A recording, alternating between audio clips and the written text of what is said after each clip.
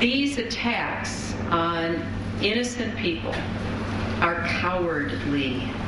They are not courageous. They are cowardly. If the people behind these attacks were so sure of their beliefs, let them join the political process.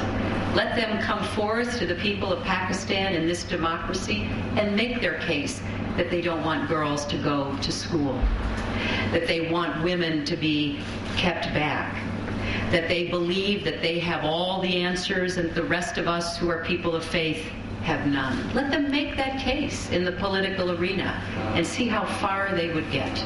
They know they are on the losing side of history, but they are determined to take as many lives with them as their movement is finally exposed for the nihilistic, empty effort that it is.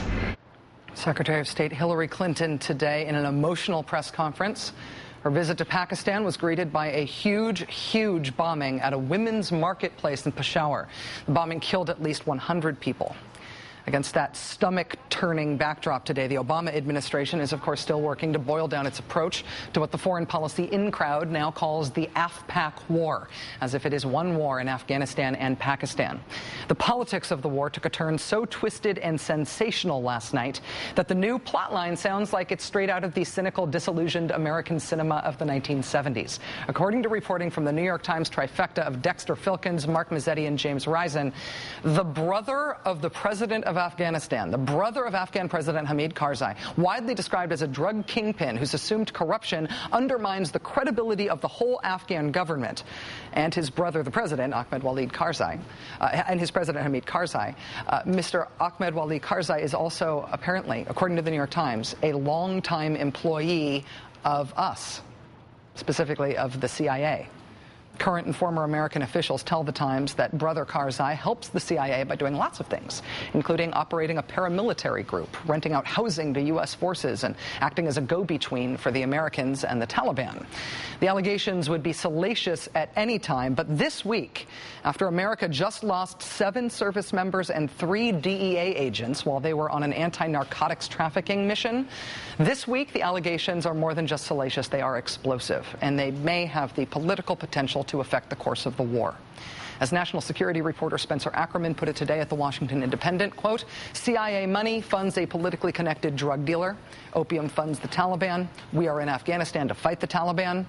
How much CIA money has indirectly funded the Taliban?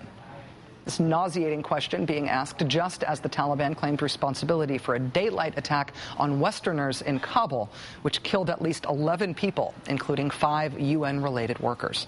Joining us now is Tim Weiner. He's author of Legacy of Ashes, The History of the CIA. He's also a former national security and foreign correspondent for the New York Times. Mr. Weiner, thanks for joining us tonight. Rachel, my pleasure.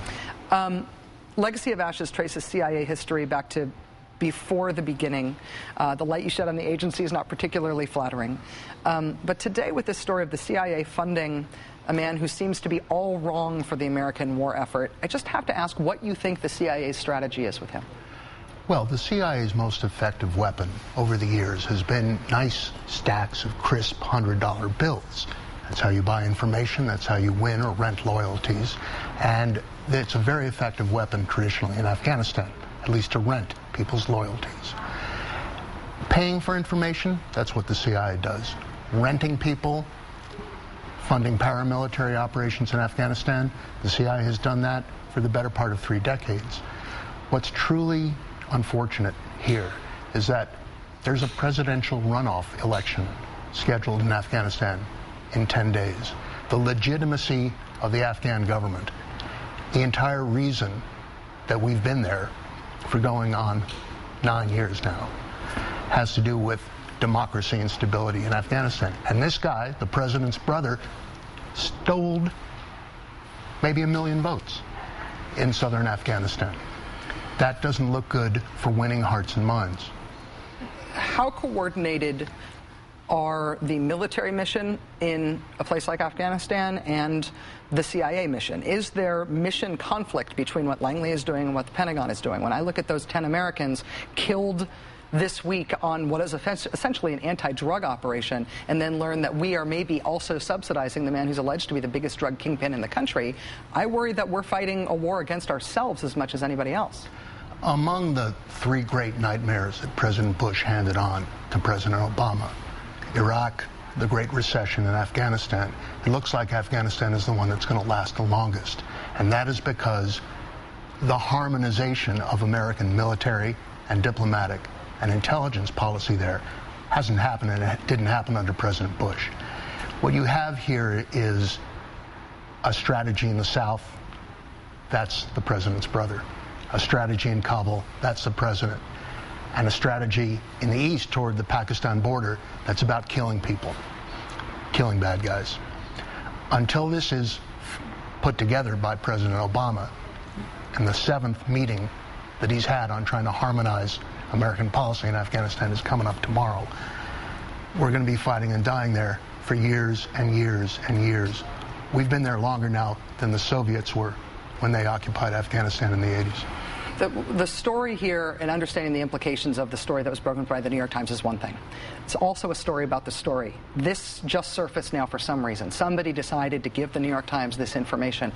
When a story this potentially damaging to the CIA leaks, who do you suspect is leaking it, and what's their agenda? I think the generals dimed out the spooks.